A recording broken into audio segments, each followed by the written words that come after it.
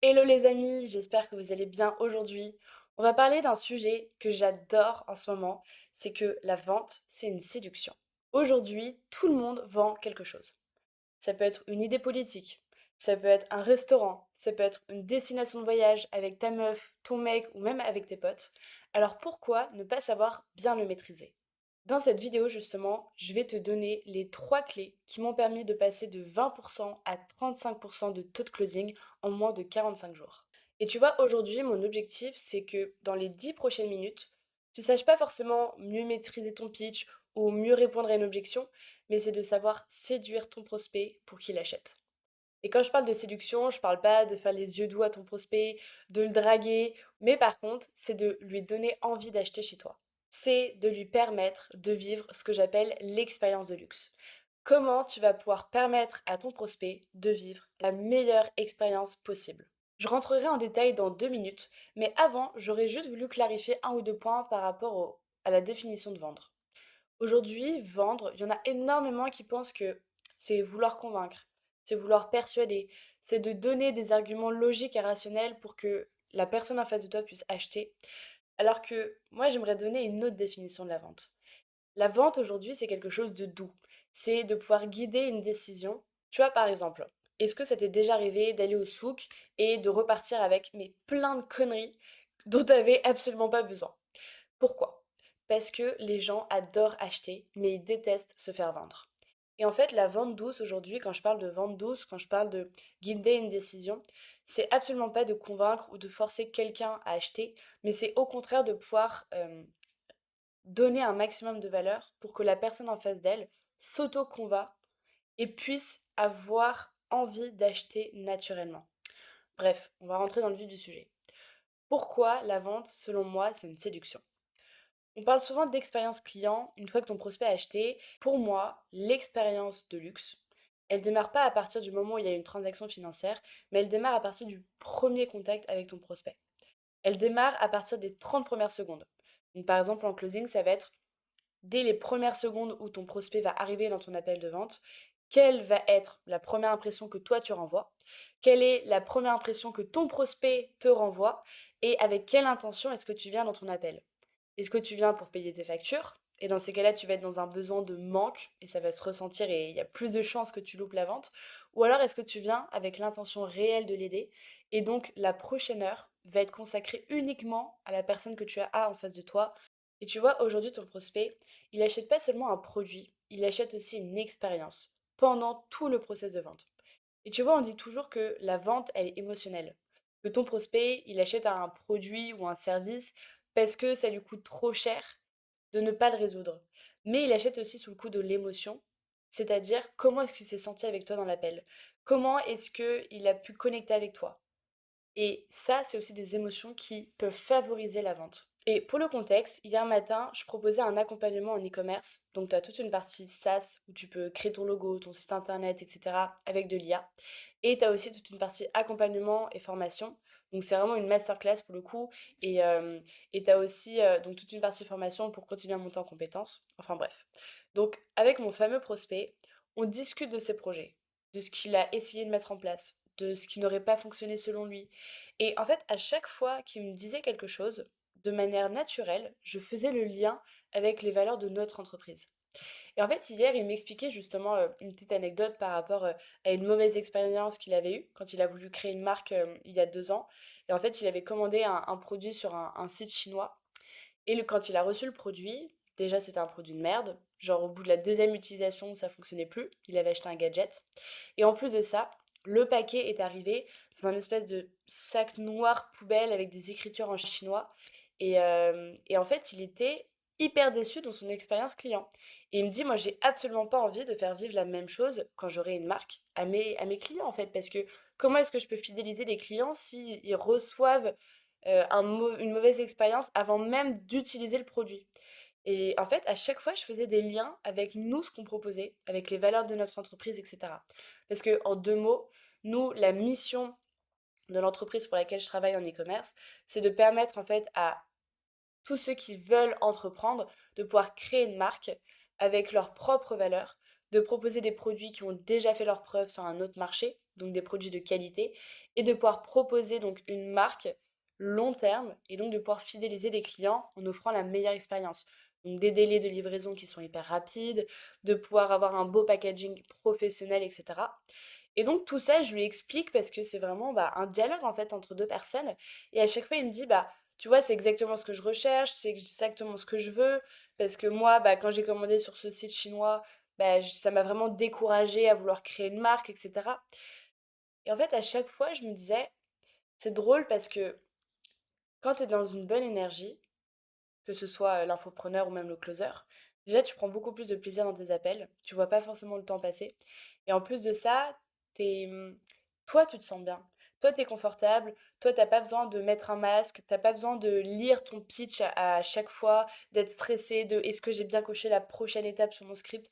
En fait c'est naturel et c'est vraiment une discussion entre deux personnes et tu connectes vraiment. Et en fait à la fin de l'appel, donc le mec achète et il me remercie de l'avoir écouté. Il me remercie d'avoir passé un super bon moment, d'avoir passé un super bon appel. Et je me suis dit, franchement, j'adore ce que je fais. Et j'ai envie que chaque nouveau prospect que j'ai dans mes appels de vente, ils vivent la même chose. Et t'as beau avoir 5, 6, 7 appels de vente, il faut qu'à chaque fois, tu prennes cet appel comme si c'était le premier de ta journée. Avec le même niveau d'énergie, avec la meilleure intention possible. Et je sais que c'est difficile parce que tu vas me dire, quand tu démarres à 9 heures du mat, que t'es frais comme un gardon, forcément, ton dernier appel à 17, 18, 20 heures, t'as pas du tout envie de l'avoir. Et à chaque fois, refais-toi le cheminement que le prospect a fait avant de prendre cet appel. Et moi, c'est ce qui me permet en fait à chaque fois de revenir avec un niveau d'énergie encore plus grand que mon appel précédent parce que je me dis, la personne en face de moi, ça se trouve, elle a pris son rendez-vous hier, elle a vu la pub, elle a vu la VSL.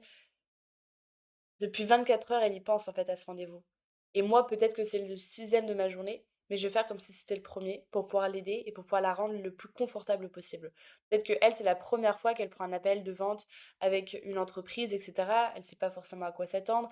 Peut-être qu'elle est stressée. Elle ne sait pas du tout quelle expérience elle va vivre. Et donc, moi, je vais lui permettre de vivre la meilleure expérience possible. Aujourd'hui, je vais te donner donc les 3 clés pour pouvoir maîtriser cette séduction en vente. La première clé, c'est la connexion avec ton prospect. Il faut que tu puisses connecter avec lui et rentrer dans son monde. Alors tu vas me dire, Margot, qu'est-ce que ça veut dire rentrer dans son monde? Rentrer dans son monde, ça veut dire concrètement que tu t'intéresses à lui, à sa situation, à son contexte. Et tu le fais pas d'une manière robotique en mode, bon, quel est ton problème? Est-ce que tu as un budget à investir? Est-ce que tu es le seul décideur? Non. Tu viens naturellement et t'essayes en fait à chaque fois d'aller creuser un petit peu plus. Et tu vois, la plupart des closers écoutent en attendant le bon moment pour pouvoir placer the question ou à placer leur pitch. Et le prospect, il le sent. Et automatiquement, il va se fermer. Et toi, si tu écoutes vraiment pourquoi il est là, que essayes de comprendre ce qu'il ressent et ce qu'il a peur de revivre, automatiquement, il va se sentir compris. Il va se détendre.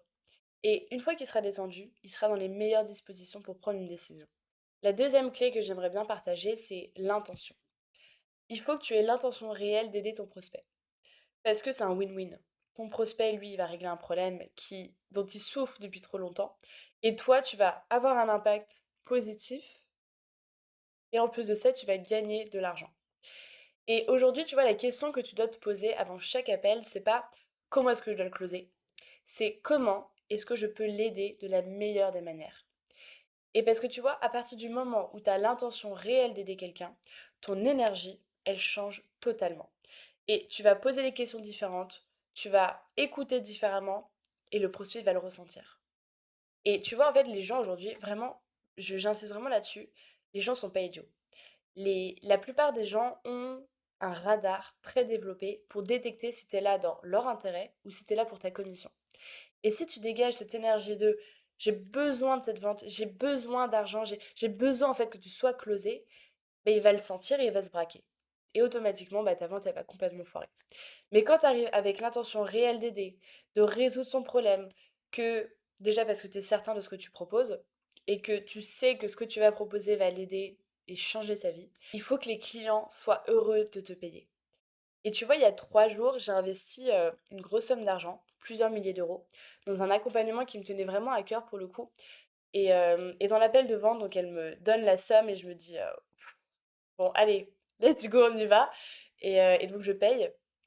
Et en fait, j'étais en mode take my money. Genre, c'est une grosse somme, mais je sais à quel point je vais en retirer des bénéfices, à quel point ça va changer ma vie. Donc, juste prends mon argent, en fait. Et il faut que les prospects ressentent la même chose. Il faut qu'ils puissent s'auto-convaincre naturellement et qu'à la fin de l'appel, ils puissent vraiment vouloir s'engager naturellement. Et qu'ils soient en mode, bon, bah, Margot, où est-ce qu'on signe, en fait?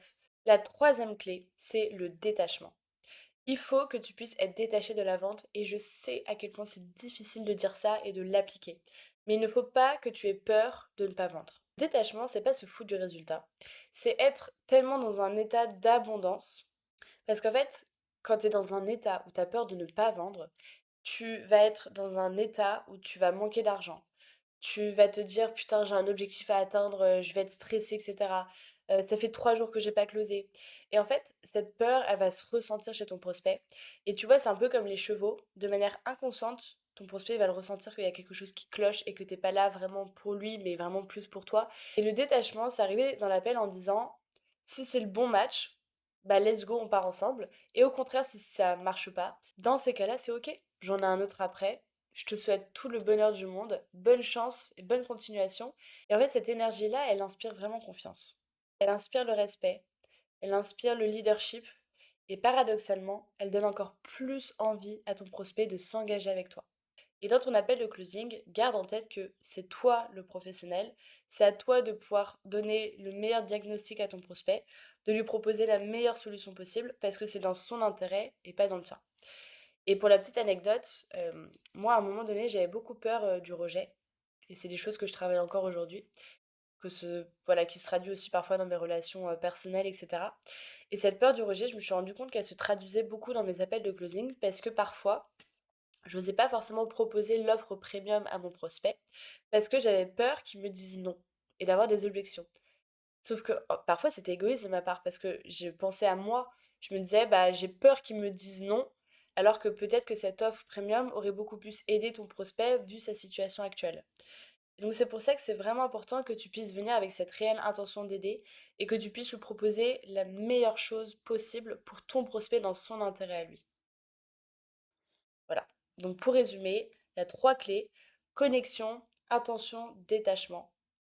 Et garde en tête que tu es là pour aider quelqu'un à changer sa vie.